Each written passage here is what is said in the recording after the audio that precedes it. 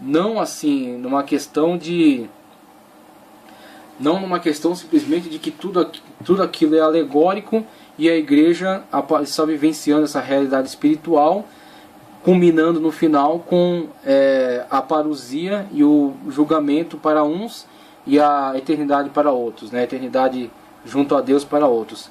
Mas sim no sentido de que literalmente sobre a terra há um reino. Há um reino.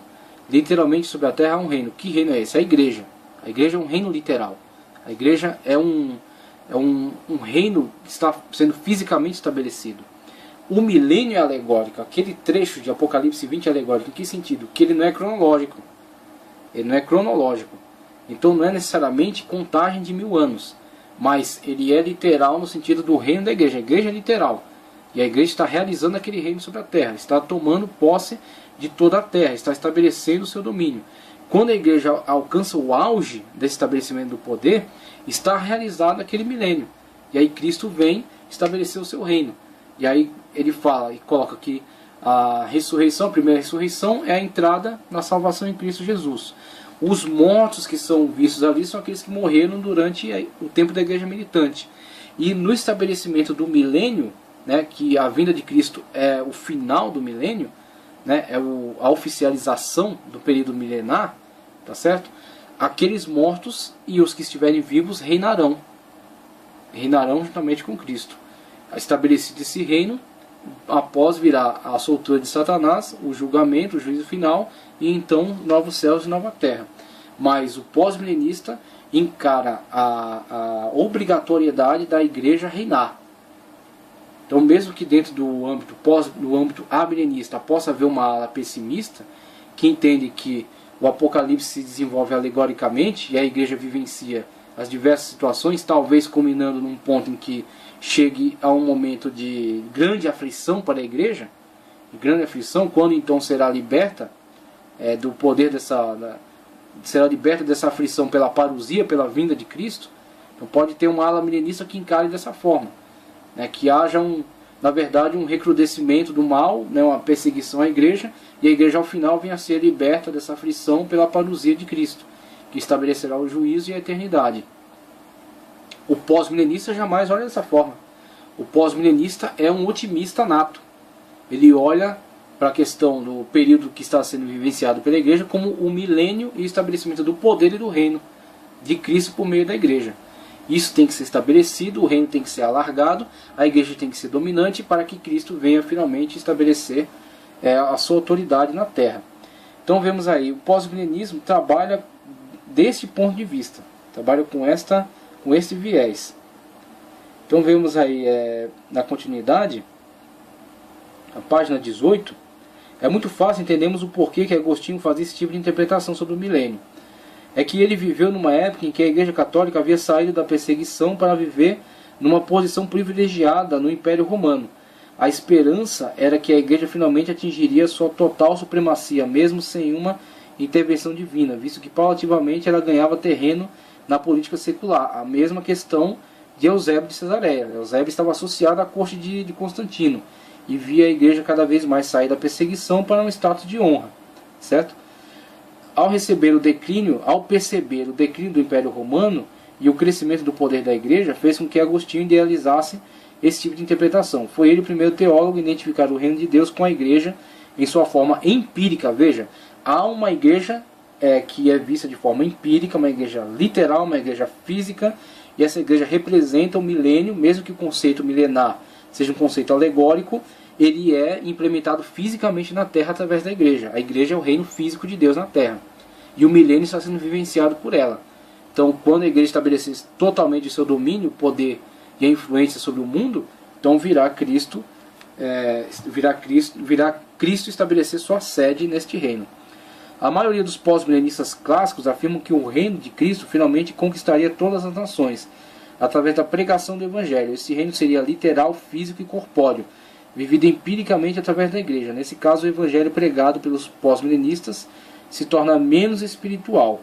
Nesse aspecto, o mérito humano é maior que o poder divino na transformação das pessoas, para fazer parte do reino de Deus. Isso levou alguns cristãos na Alemanha essa parte aqui, eu pulei um trecho aqui, eu liguei esses dois. Então, existe dentro dessa abordagem, mais para frente, existe uma questão negativa nessa abordagem. Então, por exemplo, uma questão de caráter apenas socioeconômico. Quando essa visão, que quero passar aqui primeiro a parte melhor dela, a parte mais honrosa dela, ela é aproveitada como um entusiasmo, como um ânimo que alimenta aqueles que enfrentam o mundo, enfrentam os desafios do mundo para levar o Evangelho até o último cidadão do mundo, né? Até as últimas fronteiras do mundo. Quando isso, passado o tempo, isso alimenta a mente desses homens de Deus, dessas mulheres de Deus, passa-se um tempo, isso começa a descambar para uma associação política, socioeconômica. Quando alguns intérpretes começam a associar isso como um certo bem-estar social. Então entende que na verdade a mudança a se produzir pode ser pode ser não pelo caráter espiritual, mas pelo caráter socioeconômico. Ou seja, uma mudança socioeconômica no mundo, uma melhora da vida do homem no mundo, já pode ser encarado como um milenismo. Pode ser encarado como um cumprimento do reino de Deus. E aí quando isso despenca da área espiritual para uma área sociopolítica. E quando isso despenca dessa área espiritual para apenas uma questão física, socioeconômica, uma mudança na melhoria de vida, essa ideia começa a se associar com ideias de progresso, somente progresso da sociedade, e finalmente algumas alas vão se associar até com o nazismo. Mas antes disso, vemos aqui, não haverá arrebatamento, não é encarada a questão do arrebatamento, mas aquilo é visto somente como uma passagem da vida de pecado para uma vida de salvação em Cristo Jesus. Os pós-milenistas dizem que o reino de Deus está sendo estabelecido por meio da pregação, milênio, e que Cristo voltará após esse período, estabelecido o milênio, o reino de Cristo. O Apocalipse é interpretado alegoricamente ou espiritualmente, como gosta de dizer Orígenes, né? Orígenes adora usar esse termo aqui. Com uma intensa guerra entre o bem e o mal. A igreja deve estabelecer o reino milenial por meio da pregação. Os pós-milenistas dizem que Cristo voltará após o reino ser estabelecido. Então, temos aqui o esquema pós-milenista. Então, o tempo da igreja, tá certo? Com a vinda de Cristo à Terra. E o milênio é, na verdade, todo o período de crescimento da igreja. Esse interregno aqui de crescimento e estabelecimento do poder por meio da igreja. Estabelecimento físico desse poder, esse reino físico. O milênio é interpretado alegoricamente, na questão cronológica, mas o reino é físico, está sendo estabelecido pela igreja. E ao final, como temos aqui, a abordagem pós-milenista, ao final temos, após a ascensão da igreja, deu início à propagação, após a ascensão, a igreja deu início à propagação do reino de Deus, milênio. O que é retratado em Apocalipse trata de uma batalha entre o bem e o mal na esfera espiritual. Então aqui a parte alegórica, né? Os pós-milenistas afirmam que Cristo voltará depois de estabelecido o reino. Voltará depois de estabelecido o reino. É a igreja que estabelece o reino de Cristo na terra. Tá certo? Então temos o esquema pós-milenista, que é um esquema não tão simplificado quanto o amilenista, mas não tão complexo quanto o pré-milenismo. A era presente, tá ok? A era presente, a era do estabelecimento do cristianismo. O mundo ficará melhor, é a visão extremamente otimista do pós-milenista. O evangelho crescerá e avançará, o cristianismo global do mundo, tá certo? 1000 anos não literal. Os 1000 anos são o estabelecimento da igreja no mundo. O reino de Cristo, após o estabelecimento do reino literal por meio da igreja, a vinda de Cristo para sediar este reino. A ressurreição geral de vitoriosos e pecadores, julgamento final. Então o pós-milenista vê o estabelecimento do reino milenial, a vinda de Cristo para sediar esse reino, e após o juízo final, tá certo? Quando então entraremos no estado de eternidade. O pós-milenismo pode ser defendido como uma visão otimista do amilenismo, e foi a última escola a surgir, tendo como desenvolvimento natural a visão pré-milenista quiliasta, né? Tendo como desenvolvimento natural a visão pré-milenista quiliasta da igreja primitiva. A relação ao excesso do quiliasmo com o antimilenismo e o desenvolvimento do amilenismo pela escola alegórica. E finalmente alguns amilenistas apresentam a proposta pós-milenista. Então ela vem de primeiro uma crítica ao quiliasmo, um amilenismo e finalmente, só na época próxima a nós aqui, já uma proposta pós-milenista, que depois vai ser enfraquecida. Na proposta pós-milenista antiga de Tricônio, 380, a igreja estabeleceria o reino milênio alegórico e Cristo viria ao fim deste período para inaugurá-lo, parousia, quando então aconteceria a ressurreição, e ele acreditava que isso aconteceria por volta da sua época, 390 mais ou menos, né, o que não ocorreu. Por volta do século XIX, essa escola é reavivada com o grande crescimento da igreja e as missões.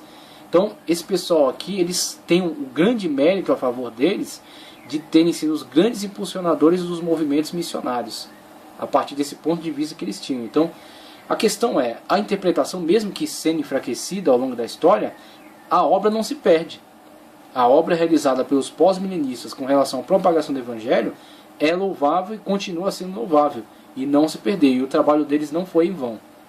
Mesmo que a interpretação possa sofrer alterações, possa sofrer mudanças, mas a obra deles não foi em vão. O que levou muitos a pensar que o reino em breve seria totalmente estabelecido e Cristo enfim viria ao fim desse período milenial. Mas esse movimento descambou ao se associar com ideias de progresso político. Descambou da área espiritual para uma área simplesmente política, né, social e econômico. Social, progresso político e econômico, terminando por envolver-se com o nazismo. Infelizmente houve alas do pós-milenismo que, descambando da ideia espiritual para essa ideia puramente de puro progresso e questão política e econômica, acabam se associando ao nazismo, né? A parte negra aqui dessa afirmação, a parte obscura, a parte triste dessa afirmação, né? Durante as grandes guerras sofre uma grande queda, tendo muitos de seus líderes entrando para o amilenismo. Então, o pós-milenismo, inclusive, com muitos representantes de muitas alas, né, de muitos níveis sociais, grandes homens de Deus, né, tanto das Américas, quanto da Europa, quanto da África, né, de um movimento que não teve fronteiras, não teve limites. Isso que foi o mais bonito, né, os representantes do pós-milenismo, que chegaram a envolver pessoas de diversas áreas, diversas áreas, e envolveram elas nessa proposta de pregação do Evangelho e de levar o reino de Deus a todas as fronteiras. Então o que acontece? Essa proposta não se perde, mesmo que após teve um associamento com coisas sombrias, né, com coisas sinistras, mas aquilo que eles fizeram de bom tem que ser reconhecido. Então é isso que a gente vê com esses representantes aqui. Vamos ver rapidamente os representantes da escola pós-milenista, tá certo? Dentre eles é um nome que é muito conhecido, Então temos alguns desconhecidos, como Joaquim de Fiore, de 1135 a 1202.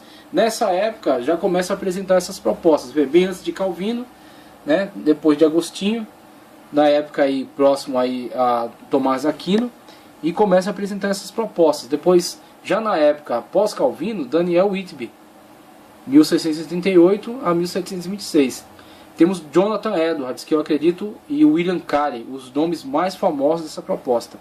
Jonathan Edwards, autor daquele sermão Pecadores na mão de um Deus irado, e o grande movimento de avivamento nos Estados Unidos. São pessoas que fazem parte desse movimento e que com certeza realizaram uma grande obra que não se perdeu. William Carey, de 1761 a 1834, Charles Hodge, 1797 a 1878, e Lorraine Boeter, 1901 a 1990. Tá ok? Então, dentre esses grandes nomes do pós-milenismo.